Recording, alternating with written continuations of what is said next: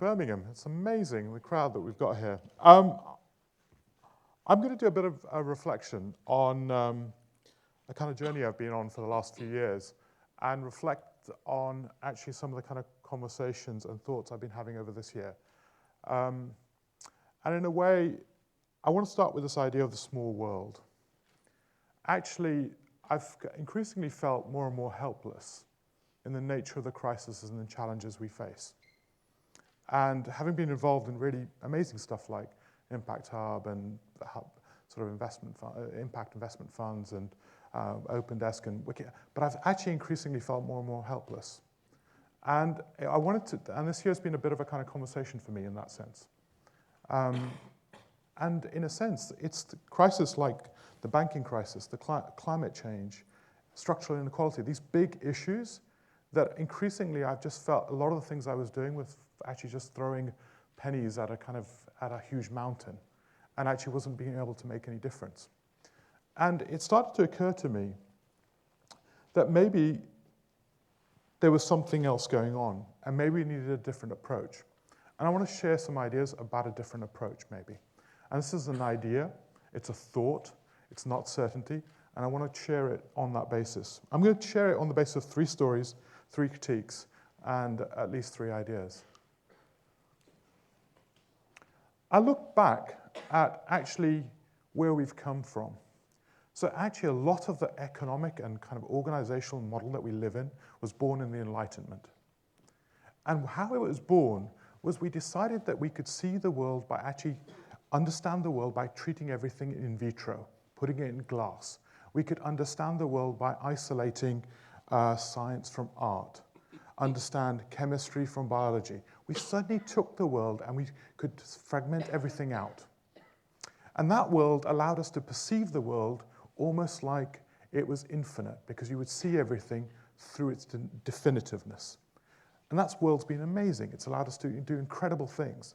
But actually, what it's also started to do is bring into crisis issues like climate change, where none of the individual in vitro analysis works. Because actually it's all about the interactions. Suddenly the cost of interactions, those things that we don't care about or aren't designed to care about, are actually coming back to haunt us. And in a sense, it started to occur to me whether actually the way we thought about ourselves through the idea of the corporate, idea of isolation, the individual, was actually part of the problem. And in a way, corporatism and corporate as an idea, right, the corporate as we know it now, was really born in the 17th century, when effectively the royal charters were given to ships to go outside and trade. And they separated the owners from the people that were leading the organizations. So the owners of the vessels didn't carry the risk. So we separated ownership from actually management. And this one idea was actually about isolating things. And in my story, in a sense, I worked in a very small organization right at the beginning, very interesting architect.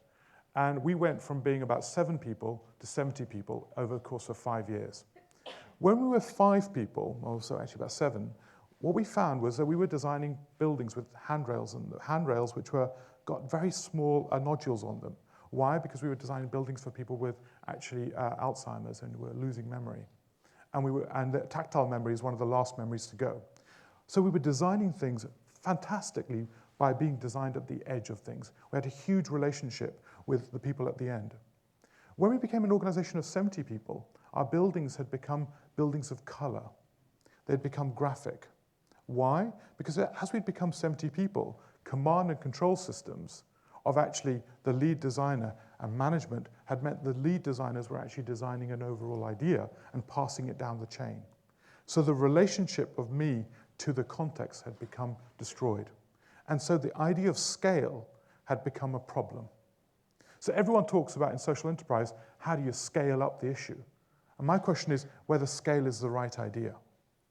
And increasingly what we're seeing is huge global monopolies being born as corporates have to scale their ambition in order to contain risk and also actually have a greater idea of the system. And in a way, the third part of the story, also as an employee, what was my relationship to the role? we've always been designed to say, this is a role, this is an employee. But actually, if you want to innovate, the people at the front end, the people who actually have the relationship with the customers or the users or the participants, they're your innovators. Yet we increasingly define their roles. And is employee the right way to have a relationship in a world that's rapidly changing?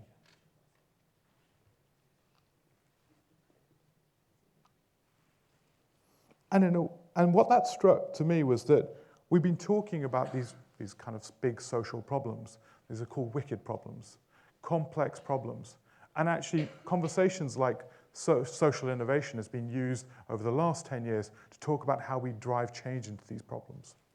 And actually, social innovation is as much method, how you do something, how you socially involve people, is as much outcome, what's the change you really want to drive. It's about governance. How do you actually drive governance into these systems, which are larger than you? It's about ownership. It's about input. It's about all these things coming together. Yet, most of the social innovation issues have turned into something called social enterprises.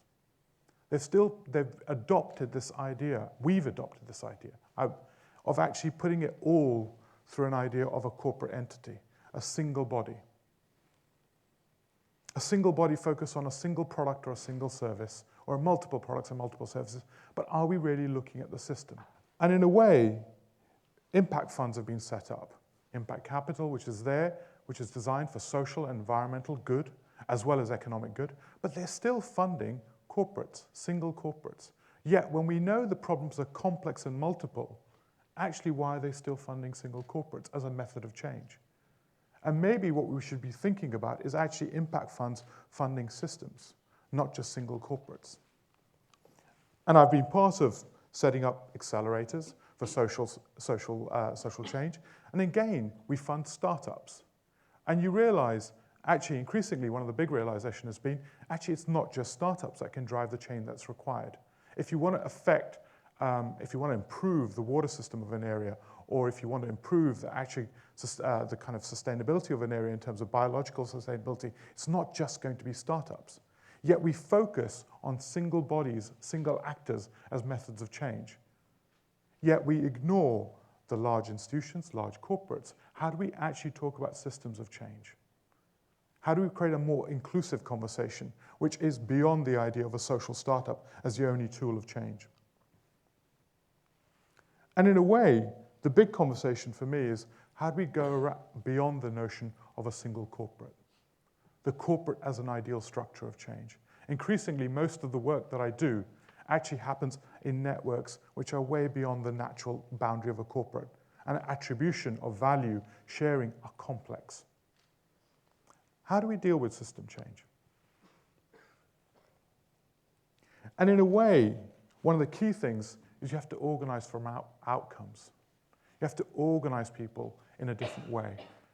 You organize multiple organizations to drive the change that you want to see.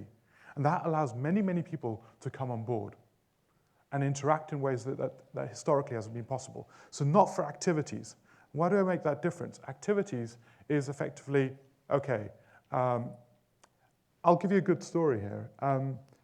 In the US, there was a piece of research done on 20 of the most deprived neighborhoods. And what they found was actually they looked at the schools and they looked at the schools of those neighborhoods. And they found one school was outperforming all the other schools.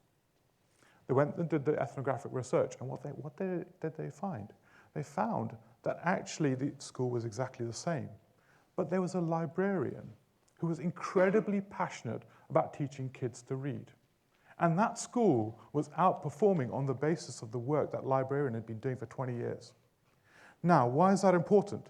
Most libraries and librarians are focused on the number of books they transact, not the educational attainment that happens in the area. So how do we bring organizations together on the basis of the outcomes of the change that we want? That allows many of us to work together rather than as individuals. This is an easy word usually. Everyone talks about it, collaboration. Everyone talks about it. But absolutely incredibly difficult to do. Because collaboration is kind of one of those things that we all talk about, but actually you build on the ideas of thousands of people. We build on the ideas of most of this talk is built on thousands of people's knowledge. We stand on the shoulders of this knowledge, but I have no method to attribute it. How do I attribute hundreds of people? So our modes of collaboration, our modes of thinking are increasingly struggling to deal with how we stand on top of this collaboration. How do we attribute that one brilliant conversation that we had that changed actually most of our perspectives? How do we attribute it value? How do we share it? How do we recognize it? What's the morality of that collaboration?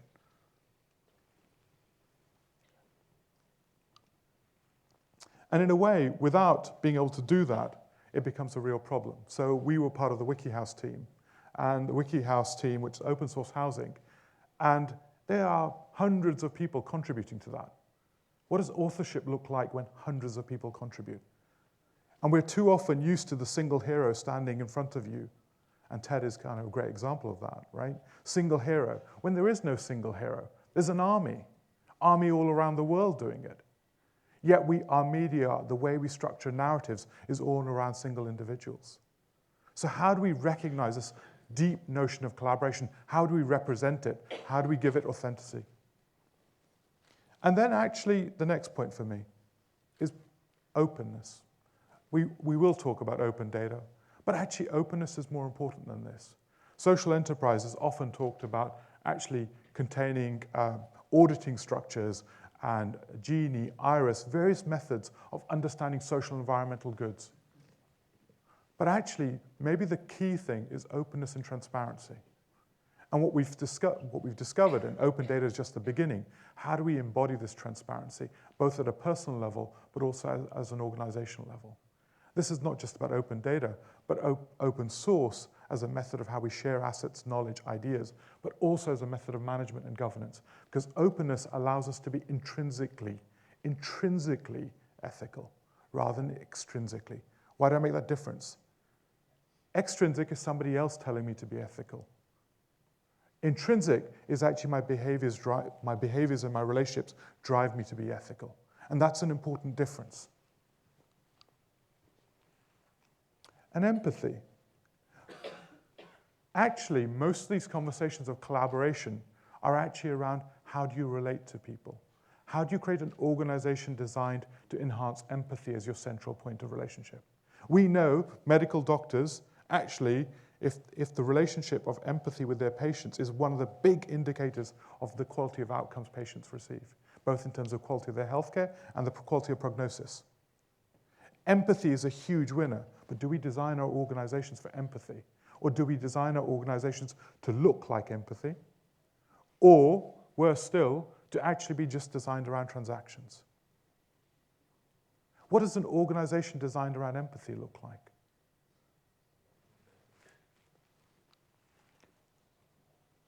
And in a way, I think this requires a different us.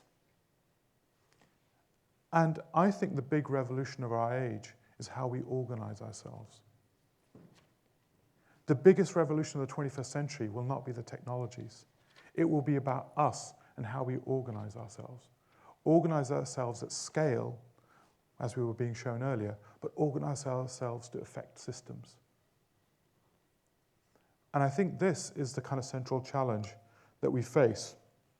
And this, for me, is our revolution, if we're going to tackle the deep issues, which are actually the issues that leave us helpless. Structural inequality, which we see around us. Climate change, which is increasingly a problem, and none of our current institutions are able to deal with it. And the banking crisis, which is, again, nothing has changed. So the journey I'd like you to come along is, how do we start to make those big shifts? Because if we don't, I think we have a real challenge on ourselves. And somewhere in there are some of the initial openings of an idea. Thank you very much for your time. Thank you very much.